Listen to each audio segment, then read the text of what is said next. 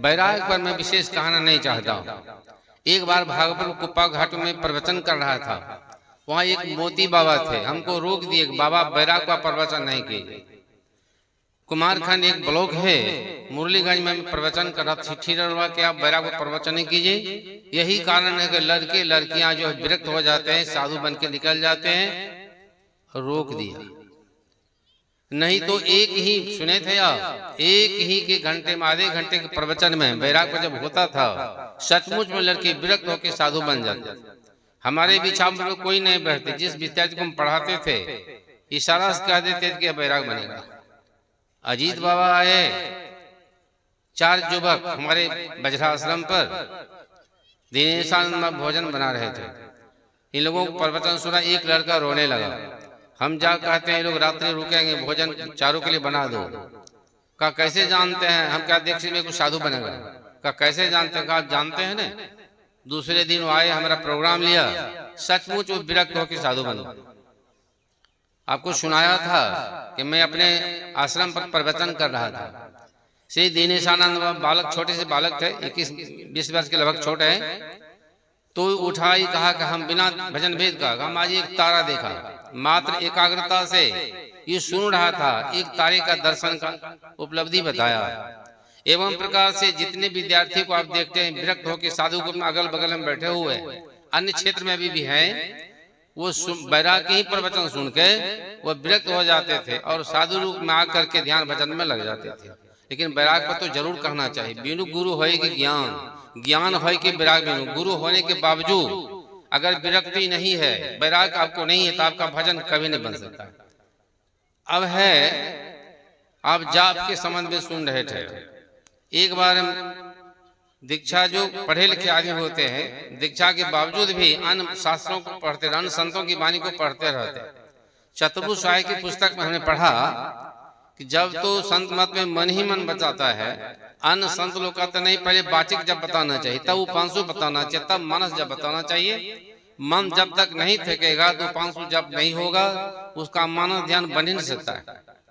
सोचे जब गुरु हमारे मौजूद हैं, सदगुरु महाराज भागवत कुप्पा घाट में, वहीं जाके क्यों नहीं पूछ लिया जाए। इन लोगों को साथ में लिए गए भागवत कुप्पा घाट। जैसे पहुंच धो के गुरुदेव अंदर वाले हॉल में मौजूद थे मंच पर, जैसे हम लोग को देखते हैं सबको चिल्ला कहते हैं, सब बोल बोल के मंत्र जपो। सत्संगी भी थे, नहीं भी सत्संगी थे, सबके बीच में कहा 5 मिनट बोल बोल के बोलो।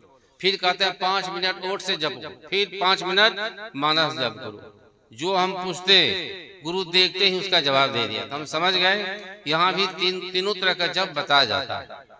आज जो होर लगा हुआ है 2022 से कि कम समय में आप कैसे दिव्य ज्ञान दे देते हैं, कैसे आपका साधक उस प्रकाश में चला जाता है, या टेक्निक कैसे आप कहाँ से सीखे, इसके संबंध में सुनिए। टेक्निक सीखा है बच्चे लोगों से सीखा, बिल्ली से सीखा।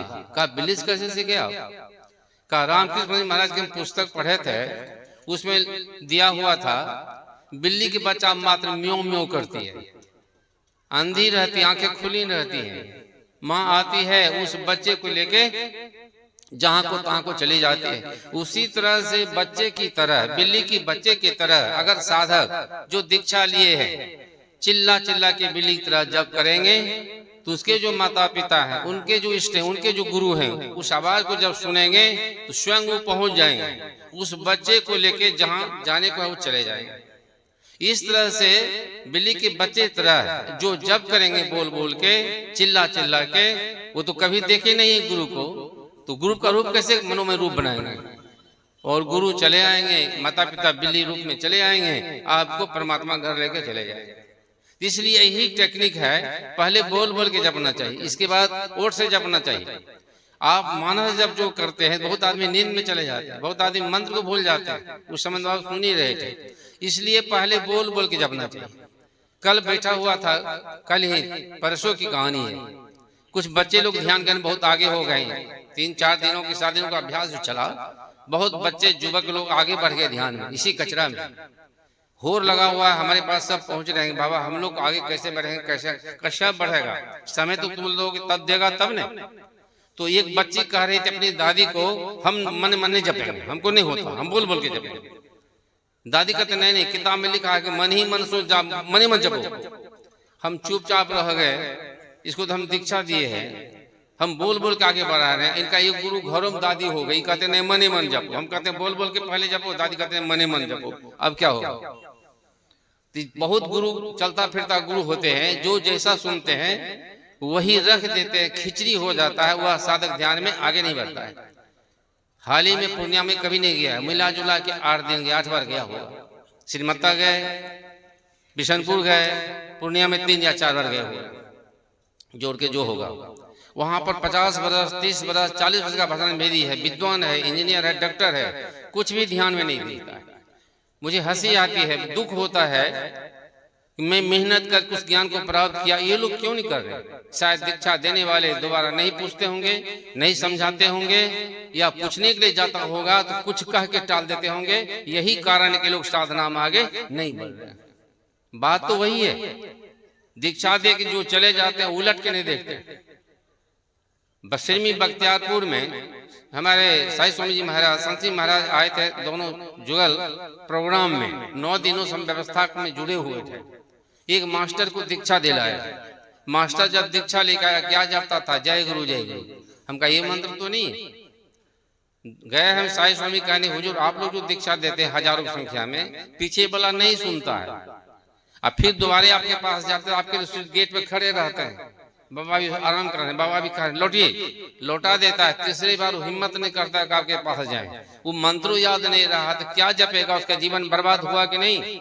का सही कहते, उसका जीवन बर्बाद हो गया। क्षेत्र में घूरने वाले साधु को मंत्र बता देना चाहिए। जब मंत्र ही याद नहीं रहे तो जपेगा क्या? इसलिए मंत्र जाप की टेक्निक सीख लीजिए, बराबर यहाँ ध्यान से भी आप चलता ही रहेगा। जो जो साधक आगे बढ़े, एक यही बातें हैं कि किसी को नहीं कहना चाहिए। नहीं कहने के कारण आगे कोई बढ़ नहीं पा रहे। कहना चाहिए, मैं तो खुल्लम खुल्ला, जिस किसी को प्राप्त हो जाता है कहा दूसरे को कहो, तीसरे को कहो, होर लग जाएगा।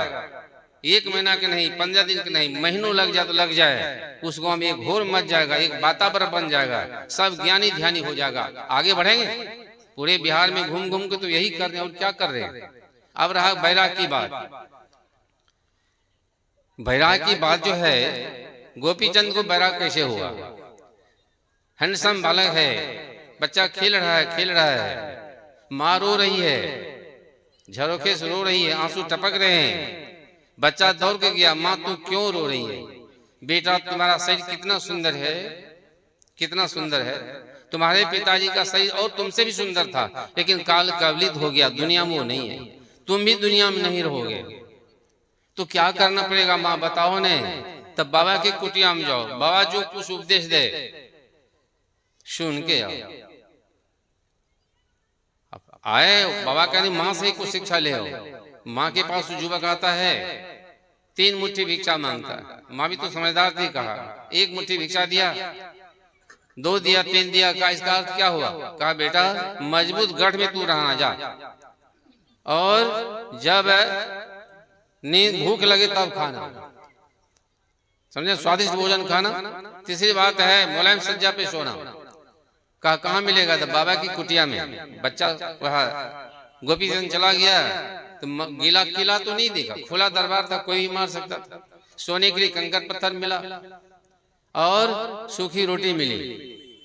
साधु महात्मा क्या पास मिलेंगे? एक बार मैं गया था धरहरा, सिद्धार स्वामी जी का तो कपड़े उजला पर उस युवक को बोला बगल में बिठाए, इतना दाल मिला हुआ पानी था, बैठा के बगल में आइए खाइए। कोई कह दिया कि स्वादिष्ट नहीं है, सिद्धार स्वामी कहते हैं तोरा बहू है जो बना के देगा, जो है सो खाओ। तो यहाँ साधु कुटिया में स्वादिष्ट भोजन नहीं मिलता है, सूखी रोटी मिल जाएगी, कुछ मिल जाएगा। इसका अर्थ हुआ जब भूख लगे तभी सूखी रोटी भी खाओगे तो बड़ा अच्छा स्वादिष्ट लगेगा। मजबूत गढ़ किला हुआ सत्संग, सत्संग गढ़ में बास हो भव पास क्या करे। जो सत्संग में रहता है उस पर कामनी कंचन का लेप नहीं लगता है। 2 ठग मारक माही मिलेंगे, एक कनक एक नारी, सावधान हो पेचन खई और रही अब संभारी, मनुआ राम के व्यापारी। 2 ही ठग है, स्त्री के लिए पति, पति स्त्री दोनों ठगे है। एक दूसरे को जवानी को बर्बाद करके बुढ़ापा मार कर भजन नहीं कर पाते, जीवन इसका यूं ही चला जाता है। इसलिए मनुष्य को वैराग जगाना चाहिए, नहीं जगता है। इन्होंने कहा कि 12 प्रश्न आपको जो कोई की थी उसमें संक्षेप तो भी कुछ कह दीजिए। उनका एक प्रश्न था, आप जो लड़के लड़कियों की विरक्ति का प्रवचन सुनाते हैं, सभी लड़के लड़कियां विरक्त हो जाए, भगवान घर चला जाए तो वहां जगह मिलेगा? दुनिया के सब लोग भगवान घर चला जाएगा ध्यान भजन करके, तो वहां जगह मिलेगा?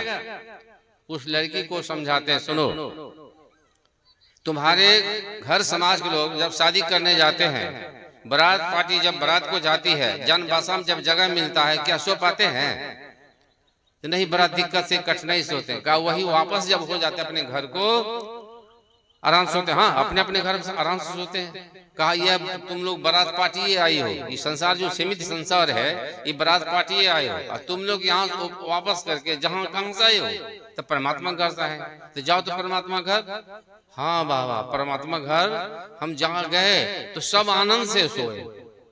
रात्रि में को खास विशेष गांव की एक महिला बड़ी भक्ति ध्यान बैठे, उसका दीपक जब जल गया, का बाबा 8 को दीपक जलते हुए जा रहा है। का तुमरे तो दीपक नहीं है, और कोई साधक बैठे हुए, सबका दीपक जल गया है, इसलिए साथे तुम लोग आगे बढ़ रहे हो। तो 8 का दीपक है, वहाँ हजारों दीपक जलते रहता अंदर में, तो सबका दीपक वहाँ जलते रहता है। जब कहीं परमात्मा की चोट में जाओगे, एक कोठरी नहीं, हजारों लाखों कोठरियां हैं, हजारों लाखों बेड पड़ा हुआ है। आप लोग वहीं रहते थे, वहां से बिछुड़ करके सही संसार माँ के दुखालय में दुख भोग रहे हैं, काल के देश में आकर के काल कबलित हो रहे हैं, कष्ट भोग रहे हैं। तो लड़की समझ गई। दूसरा प्रश्न हुआ, बाबा ये बताइए, ये जीव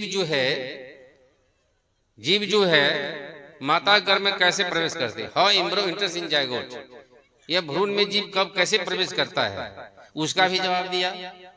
फिर आगे कहते हैं कि बाबा एक बात और बताइए, जब सब लोग भगवान घर जाएंगे तो संसार में कुछ रहेंगे कि नहीं? का इसका भी फिक्र तुम्ही को है? देखो लड़की, जब तो कुछ भोजनीय के लिए बैठती है तो पूरे कोठी का अनाज डालती है खपड़ी में, तो नहीं, थोड़ा सा। और कहाँ अनाज रहता? सूप में, और कहाँ धामा में, और कहाँ कोठी में, तो खेतों में लगा रहता था, खेतों में लगा रहता है। अब प्लान भी कुछ बनता है, इस बार किस चीज की खेती कीजिए, वो भी प्लान बनता है। ठीक उसी तरह से देखो, 4 खानी है, अंडज पिंडज उपज अंकुरज, जितने मनुष्य स्तनधारी एक खानी हो जाए तो फिर तो कोठी में अनाज है, फिर खेत में लगा हुआ है। ये चारों खानी जीव आते रहते हैं, भगवान घाते जाती, कर्म कहीं मिटता नहीं। लड़की ये भी बताओ, इसी का जवाब फिर है, तुम्हारे पिताजी भाई जेल चले जाते हैं, उसको जमानत पर जब छुड़ा लिया जाता तो फिक्र करते हैं कि जेल में? कहा नहीं, तो संत सदगुरु महाराज जमानत पर छुड़ाने के लिए आए हैं, तुमको छूट जाना चाहिए, इसका फिक्र करना चाहिए। जो सृष्टि किए वो जानेंगे, तुम्हारा धर्म होता है कि सही संसार की जेल से मुक्त हो जाए। एवं प्रकार से लड़की को जवाब दे, लड़की समझती जा रही है। 12 प्रश्न का जवाब दिया झट से। वो कोई साधु विषय में थे, साधु वेश में। कहा बाबा लड़की कितना सुंदर थी, जा रही पागल था, हम जवाब देने में था, तुम सही लड़की सुंदरी निहारने में लगा हुआ था। कामनी के तन मन कहिए सघन बन, वहाँ को जाए सो तो भूले पर तू है कुंजरा है गात कटी के हरि के भय जामे, बेनी काने लगने फनी को धरत है कुछ है पहाड़ जामा, शादी के कटक बान प्राण को हर तू है सुंदर कहत और एक डर अति जामे, राक्षसी बदन खाऊं खाऊं ही करत है। जब शरीर का व्याख्या किया तब कहा नहीं भाई, शरीर तो कुछ नहीं है, चाहे पुरुष का शरीर हो नारी का शरीर हो, देह तो मलिन जाति बहुत बिकार भरी, ताहु माही जारा व्याधि सब दुख राशि है, कबहू के पेट पीरे कबहू के सिर बाएं, कबहू का आंख कान मुख में भी थासी है, और आने के रोग नख सीख पूरी रहे, कबहू का श्वास चले कबहू के खांसी है, ऐसो ये शरीर अपनों को मानता है, सुंदर कहतया में कौन सुख है वासी है। शरीर में कौन सा सुंदर है? उस लड़कियां में क्या सा शरीर सुंदर है? गंदगियों से भरा हुआ है, चमड़े से ढका हुआ है, मलमूत्र से भरा हुआ है, तो उसको देख करके तुम सही का अपनत्व को बना लिया? बताओ। का ठीक है कहते हैं, जाहि शरीर को अनेक सुख माने, कहीं बीजे कोने बात भलिए, देह तो मलिन जाति बहुत विकार भरी ताहू माही जारा व्याधि सब दुख राशि है। तब लड़का विरक्त हो गया। जब लड़के लोग साधु बनाते थे तो एकांत में ले जाते, माताओं के बीच में नहीं सुनाते थे। विरक्ति का भजन सुना सुना के ऐसे ऐसे युवक को विरक्त कर देते थे। विशेष रूप में नहीं कहेंगे, माता बहनें भी बहुत है, निखार के नहीं कहेंगे, बहुत माताएं को कष्ट हो जाती है, इसलिए थोड़ा सा सुना दिया। फिर रात्रि विशेष के लिए अपराह्न के लिए रहने दीजिए। विवेकानंद के संबंध में रात में बताएंगे। टेक्निक बता दिया ध्यान भजन करने का। कुछ महिला निमंत्रण दे दी है कि बाबा आज हम रहेंगे, आज 10-20 लोग बैठा के हम लोग भी आगे बढ़ा दीजिए, तो उन लोगों को बढ़ाना है।